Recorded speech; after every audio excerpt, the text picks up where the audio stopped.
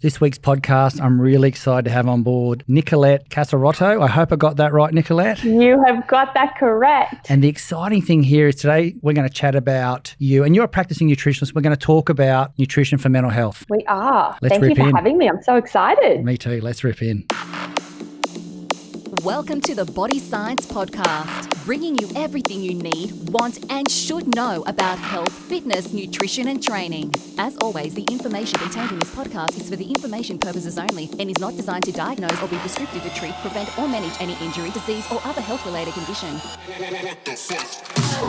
Today's podcast is brought to you by Hydroxyburn Shred Ultra Nootropic Thermogenic. Shred Ultra is scientifically engineered to shred body fat, ignite metabolism, and boost all-day energy while enhancing cognitive performance, focus, clarity, and mood. It combines powerful fat-burning thermogenics, garcinia, green coffee bean, guarana, caffeine, and an industry-leading 4 grams of acetyl L-carnitine with potent nootropic ingredients at effective therapeutic doses to give you maximum results.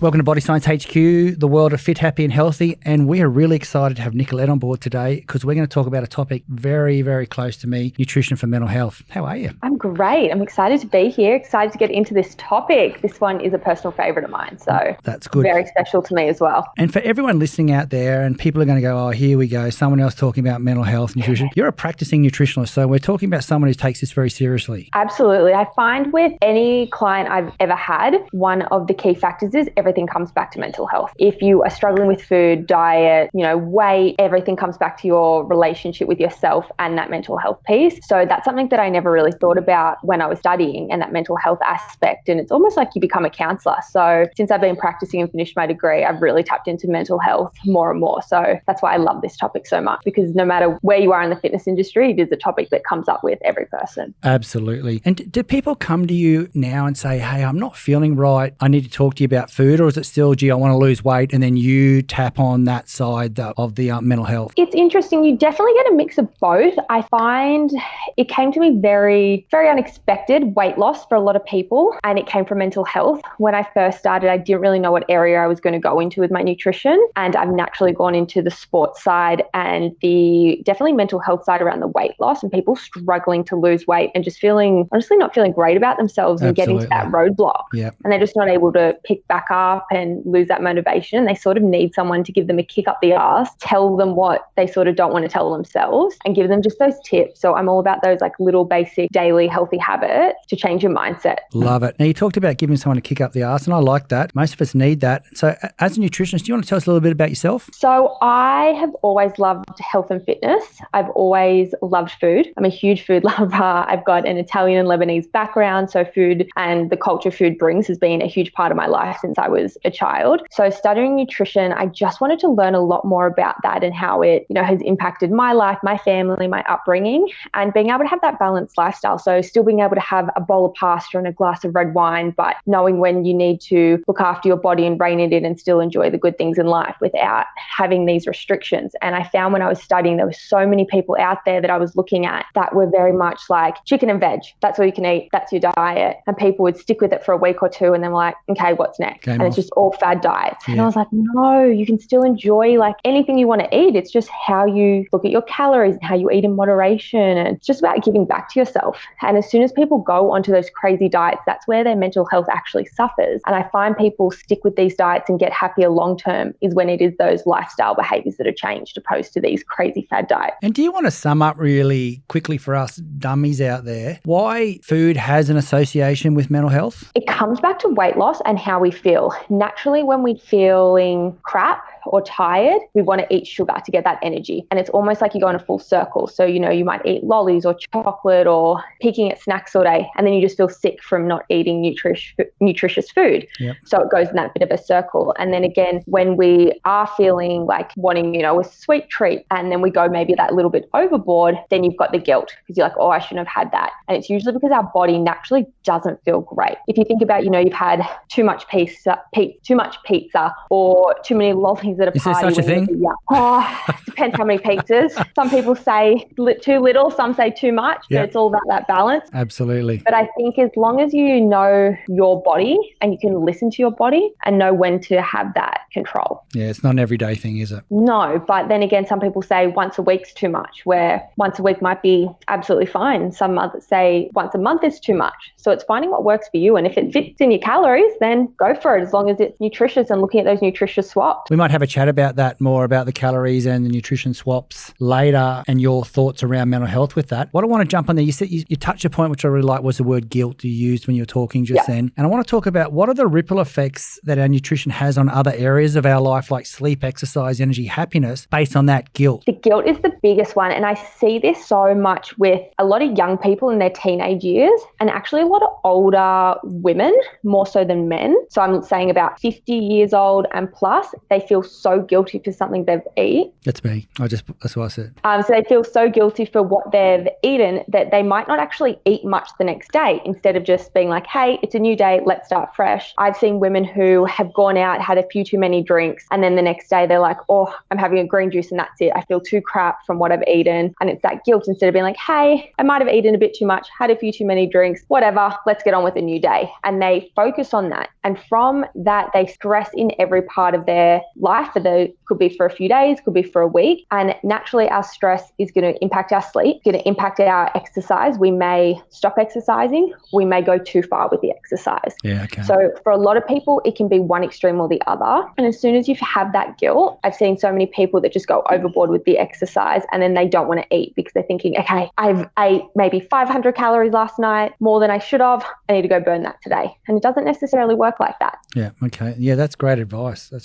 So if we're getting our food wrong, and what you're saying with the way that habitually how we're going to react, and what you've seen from a clinical perspective, obviously you've seen that is going to have dramatic effects on sleep as well, and all the other things in general life, isn't it? Not just that happiness of you starving yourself on a greens juice, and nobody feels good on greens juices all day long as their sole source of nutrition. Don't get me wrong, great at the right time for what you're doing, but it's not an all day thing. So you are going to lack energy, you are going to have struggle sleeping, and you're not going to train to how you want to train. You might be hitting the gym and doing what you're doing, but you're not pushing the numbers you really want to push. Absolutely. Some people might think that they have eaten too much on the weekend, so want to go train fasted where they may not usually do that. So straight away, that's going to impact their training. They're going to feel sick at the gym. They might be going for an extra run that day, and it just might not be great for their body or what their body necessarily needs, but they're so focused on burning those calories. And especially with the sleep is the biggest one. Sleep is such a, I feel, underrated thing, and a topic that's not discussed enough. And it's something that every client I have, I dive into their sleep, because if they're eating too late at night or they're eating too much, it can really impact their sleep, especially if they're drinking too much or if they're having too much sugar through the day. Naturally, that's going to impact their sleep. The next day, they're going to get tired. That is going to lead them to eating or drinking high sugar drinks or food. And from that, it's just that full circle again. Impacts their sleep. They rely on the sugar. They rely on the caffeine instead of getting those natural nutrients for that energy. It's just that circle. Yeah, it's a tough one, is it? So let's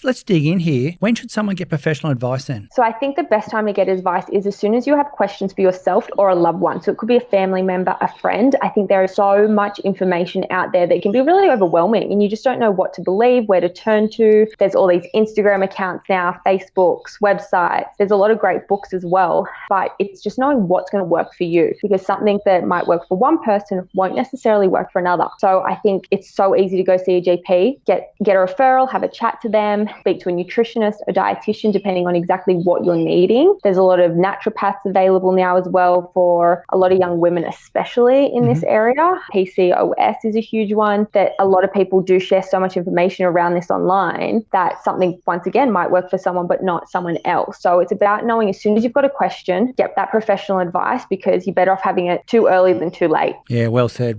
So let's be honest, Nicolette, if somebody wants to catch up with you and have a chat with you, they like what they're hearing today, let's go to the big one first. What's your Insta account? My Instagram is naturally Nicolette. So it's naturally_Nicolette. Yes. And I've also got my website, which is naturallynicolette.com. Yep. So you can contact me through either and I'll reply to anything. I've got my email listed on my Instagram, a contact contact section on my website as well. Awesome. Love that. I love it. So you touched then on family members asking other family members and peers are telling, and there's a lot around the coffee nutrition advice available these days. When you start talking about someone's had success, they've lost 4 or 5 kilos really quickly, and everyone's going, oh, wow, what did you do? And we all know the no carb starvation diet does great things for 14 days, but it's not very good after that. So where should, and you mentioned going to the doctor, but I'm an old guy, so I'm going to say it straight out. There's a few steps people take before they actually reach to their doctor for diet advice. Yeah. And I mean, I look at you and I look at your Instagram account, I'd go and ask you questions straight away on nutrition because you look like you live that lifestyle. I go and see my doctor. I love you, Dr. Rob. You're a good bloke, but you don't have the look that would make me want to ask you for nutrition advice. So where should people be educating themselves around food nutrition? And we're still trying to stay attached to mental health here and not weight loss. But so I'm just day after day, I'm just feeling tired. I'm feeling lethargic. I'm not having the most positive thoughts in the world. I'm struggling to train. I've got to smash 20 pre-workouts a week so that I can train twice a day on whether I'm doing some cardio in the morning and some lifting in the afternoon or whatever I'm doing. So where would you get people to start before they hit that doctor step that you're talking about? That's so interesting because I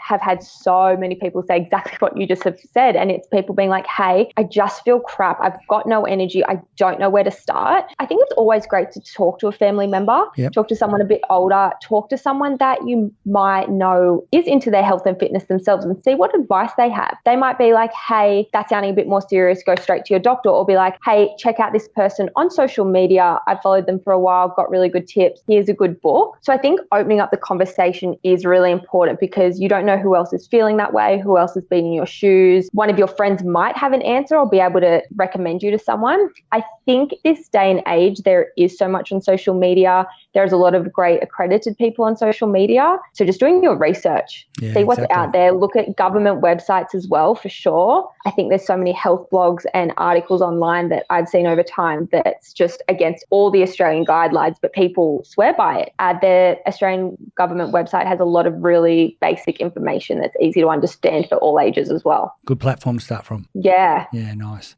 Okay, let's dig in. Let's get some free advice off you right now. What foods are good for our mental health? I'm going straight to those omega-3 fatty acids. Yeah. So the omega-3s are amazing.